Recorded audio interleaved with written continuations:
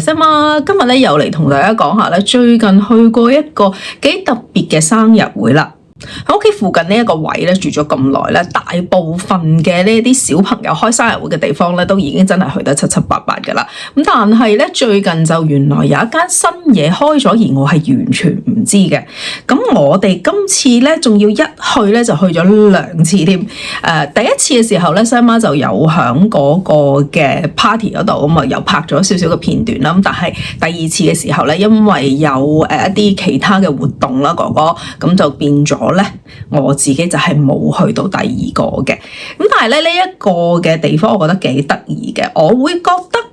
大人或者大少少嘅小朋友去玩咧係好玩啲嘅。咁因為咧呢一個嘅地方咧，佢係自己咧係去整一個嘅 T-shirt 啦，又或者係 sweatshirt。咁甚至乎咧佢哋仲有其他 option 嘅，就譬如話可以整一啲嘅 sweatpants 啊，一啲嘅 tote bag 啊，你都可以咧自己去設計，然之後咧佢有齊晒所有嘢，你去設計咧，去擁有一個自己獨一無二嘅產品嘅。呢一個嘅 studio 咧，我哋好多年前咧，其實係有嚟過嘅，但係當時咧佢就唔係呢一個做 studio 嘅，而係一個小朋友嘅 gym area 嚟嘅。當年嘅 E.T. 就向呢度咧留下不少嘅腳毛，咁所以咧到我嚟到嘅時候，發現咦，原來係當年嘅呢一個嘅地方嘅時候咧，即刻所有嘢咧變得好熟悉啦。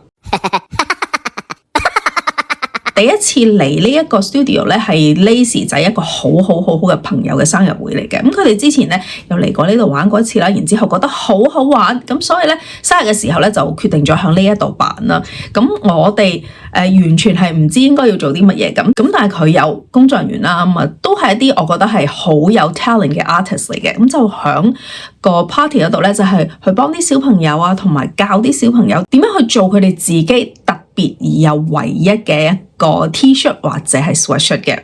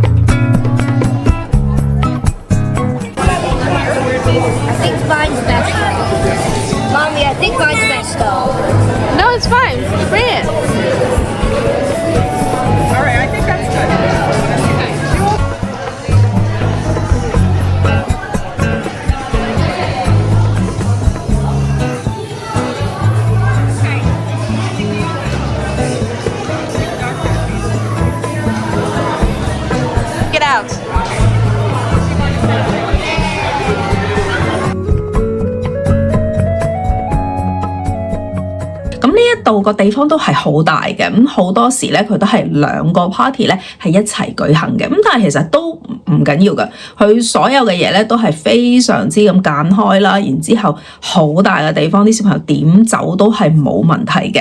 而對於一啲比較細啲嘅細路嚟講咧，即係好似我哋呢一班嘅話咧，佢哋食完嘢之後咧，甚至乎咧係可以響呢一個嘅 area 裏邊咧係可以去跳舞啦、玩啦、跑啦，即係完全咧係非常之咁充足嘅地方嚟嘅。Party 嚟講咧，就算嚟過2次都好啦，我覺得咧大朋友嚟玩咧係好玩啲嘅，小朋友咧就好多時家長真係要喺旁邊去輔導佢哋啊，幫佢哋啊，就變咗咧唔係可以好多嘅呢一度一啲嘅爹哋媽咪咧就想做一啲 drop off 嘅 party， 因為你係冇可能 drop off 嘅，你係真係要幫佢哋嘅。嗰個油漆嘅罐咧，其實係真係唔係咁容易可以控制到個力度啦，咁同埋係唔係咁容易噴得到好均勻嘅油出嚟嘅。咁所以咧如果譬如話一啲嘅媽咪想做一啲 Mom's Night Out 啊，又或者年紀大少少嘅青少年朋友們咧，咁呢一個咧絕對係一個咧幾得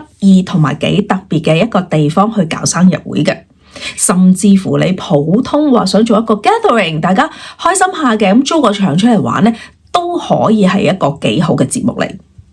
好啦，咁今次咧就介紹完呢一個 studio 啦，咁唔知道仲有冇啲咩特別嘅地方、特別嘅生日會你可以介紹俾我嘅咧？有嘅話記得留言話俾我知啦。咁今次條片嚟到呢度先，下次再見。